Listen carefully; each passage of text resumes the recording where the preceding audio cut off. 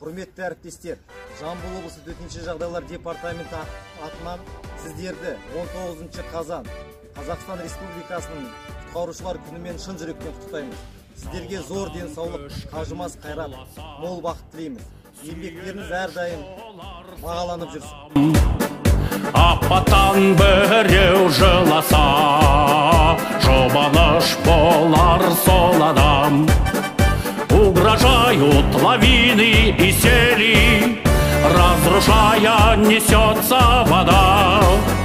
Снег на трассе кружит каруселью, мы спасатели рядом всегда.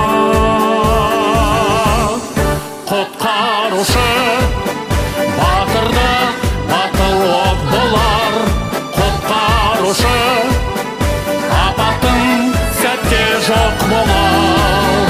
Өрліктің өзі, елдіктің сөзі, ерліктің көзі тек солар, тек солар.